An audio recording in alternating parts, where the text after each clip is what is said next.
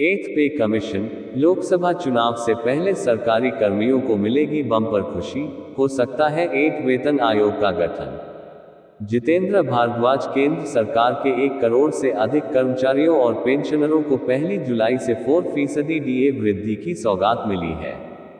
राष्ट्रीय परिषद JCM staff side की बैठक में OPS का मुद्दा रखने वाले अखिल भारतीय रक्षा कर्मचारी महासंघ AIDF के महासचिव श्रीकुमार का कहना है कि अब कर्मियों के डीए की दर 46% पर पहुंच गई है।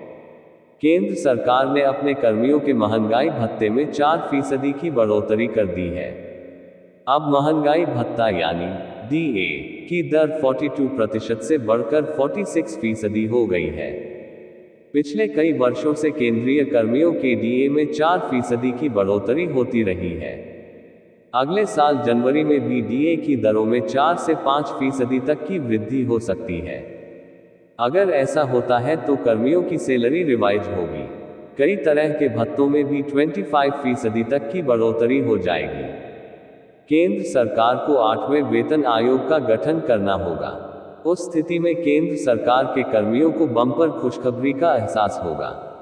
7वें वेतन आयोग ने सिफारिश की थी कि केंद्र में पे रिवाइज हर 10 साल में ही हो, यह जरूरी नहीं है। इस अवधि का इंतजार करने की आवश्यकता नहीं है, ये पीरियोडिकल भी हो सकता है। हालांकि वेतन आयोग ने इसकी कोई स्पष्ट परिभाषा नहीं दी है कि कब और कितने समय बाद वेतन आयोग गठित होना चाहिए। डीए 50% होने का मिलेगा ये फायदा। केंद्र सरकार के 1 करोड़ से अधिक कर्मचारियों और पेंशनरों को 1 जुलाई से 4% डीए वृद्धि की सौगात मिली है। राष्ट्रीय परिषद JCM स्टाफ साइड की बैठक में OPS का मुद्दा रखने वाले अखिल भारतीय रक्षा कर्मचारी महासंघ AIDF के महासचिव श्रीकुमार का कहना है कि अब कर्मियों के डीए की दर 46% पर पहुंच गई है। इसके बाद जनवरी 2024 में महंगाई भत्ते में जब 4 या 5% की बढ़ोतरी होगी तो वह आंकड़ा 50% या उसके पार हो जाएगा। तब केंद्र सरकार के समक्ष दमदार तरीके से 8 वेतन आयोग के गठन का प्रस्ताव रखा जाएगा। बता दें कि जनवरी 2023 में अखिल भारतीय उपभोक्ता मूल्य सूचकांक CPI-IW 132.8 था। फरवरी में 132.7 रहा। मार्च में 133.3 हो गया। अप्रैल में 134.2 पर पहुंच गया।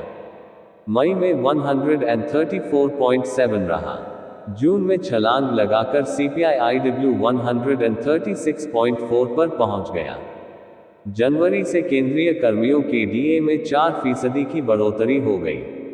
जनवरी में डीए की दर 42% और जुलाई में 46% पर पहुंच गई है। केंद्रीय कर्मियों को उम्मीद डीए 51% तक पहुंचेगा। अब केंद्रीय कर्मियों को उम्मीद है कि अगले साल जनवरी में उनके डीए की दर 51% तक पहुंच सकती है।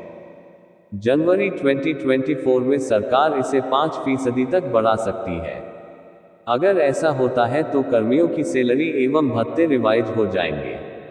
जुलाई 2023 में CPI-IW 139.7 पर रहा था। अगस्त में वह 139.2 अंकों पर संकलित हुआ। सितंबर, अक्टूबर, नवंबर और दिसंबर में CPI-IW 140.2 रह सकता है। ऐसे में उन्हें जनवरी 2024 में 5% डीए मिल सकता है। अगर ऐसा होता है तो सरकार को 8वां पे कमीशन गठित करना होगा।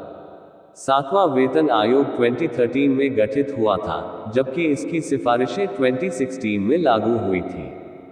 श्रम ब्यूरो, श्रम एवं रोजगार मंत्रालय से संबंधित कार्यालय द्वारा हर 16 महीने औद्योगिक श्रमिकों के लिए मूल्य सूचकांक का संकलन संपूर्ण देश में फैले हुए 88 महत्वपूर्ण औद्योगिक केंद्रों के 317 बाजारों से एकत्रित खुदरा मूल्यों के आधार पर किया जाता है।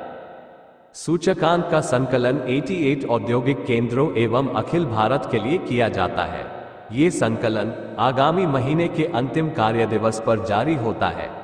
अगस्त 2023 के लिए अखिल भारतीय उपभोक्ता मूल्य सूचकांक CPI-IW 0.5 अंक घटकर 139.2 अंकों के स्तर पर संकलित हुआ है।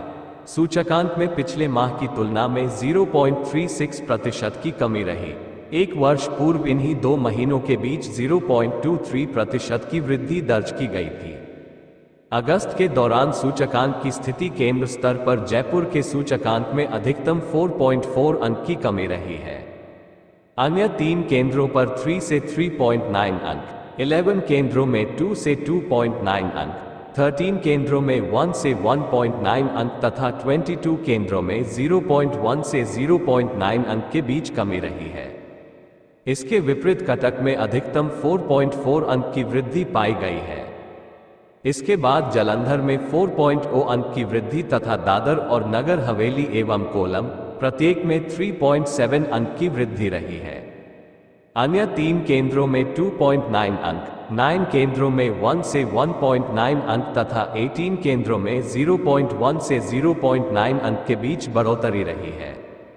शेष 4 केंद्रों के सूचकांक स्थिर रहे हैं। अगस्त 2023 के लिए मुद्रास्फीति दर पिछले महीने के 7.54% तथा गत वर्ष के इसी माह के 5.85% की तुलना में 6.91% रहा है।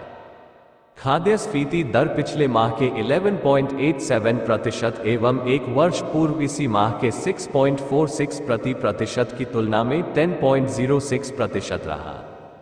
संसद में इस मुद्दे पर जो सवाल जवाब हुए हैं उनमें कहा गया है कि जनवरी 2016 से जनवरी 2023 के बीच में कर्मियों के वेतन और पेंशन में 42% की वृद्धि हुई है। इस अवधि के दौरान देश में प्रति व्यक्ति आय 111% बढ़ी है। वित्त राज्य मंत्री पंकज चौधरी ने सदन में बताया था कि मुद्रास्फीति के कारण वेतन और पेंशन के असली मूल्य में जो कटौती होती है उसे पूरा करने के लिए डीआर दिया जाता है।